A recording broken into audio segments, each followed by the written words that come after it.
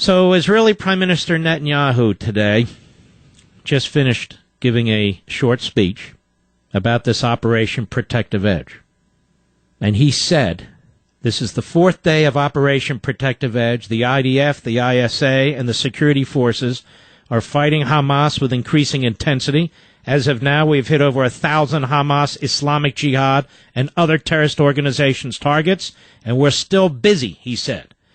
The pace of attacks in this operation is double that of Operation Pillar, and the military strikes will continue until we can be certain that the quiet has returned to Israeli citizens.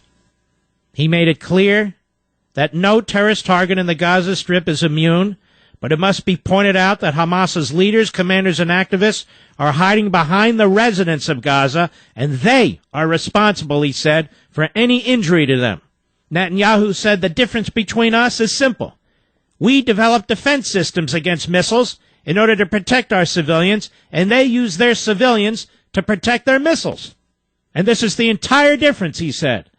They fire indiscriminately at our civilians and our cities in order to attack them. Sometimes they hit soldiers by mistake. We strike at their armed forces, and sometimes we hit civilians by mistake.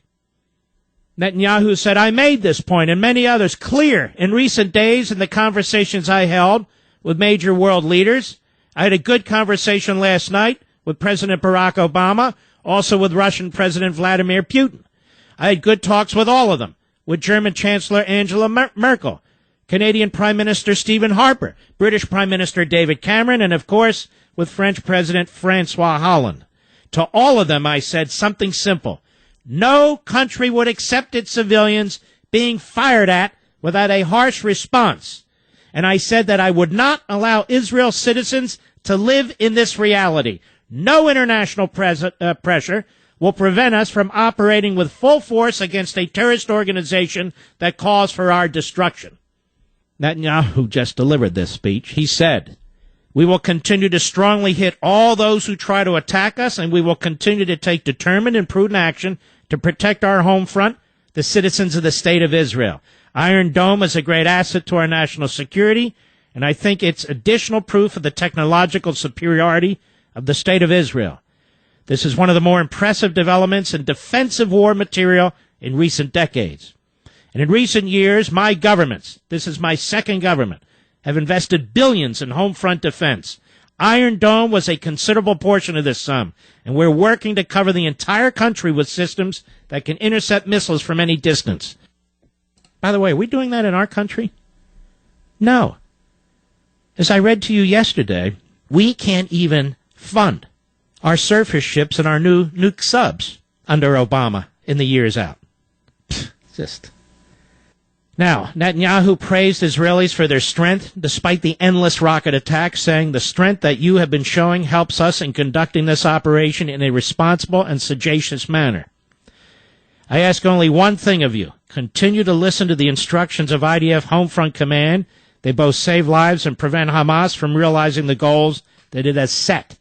We will continue to do whatever we need to do to guard over you. But I also ask you to do what is necessary in order to guard your lives and those of your children. I am proud of the way in which you have been conducting yourselves, and I am proud of your support. I am proud to be your Prime Minister. These are remarks given really very recently by Benjamin Netanyahu to his country. And he makes the point that, no, we're not stopping. I don't care what the pressure is from outside of our borders and other countries. We're going to deal with this. And if we had a real president, a man with morals, a man who had more than an attention span of about 14 seconds, a man who would stand with the side of good, he would have delivered his own statement today, making it abundantly clear that we stand with our friends in the Middle East and that whatever support they need, they're going to get. And that would have sent a message throughout the Middle East and the world. But he doesn't. Instead, he sends this fool, this Philip Gordon, to the Middle East. And on Tuesday, while missiles are actually coming in at Israeli population centers, he's attacking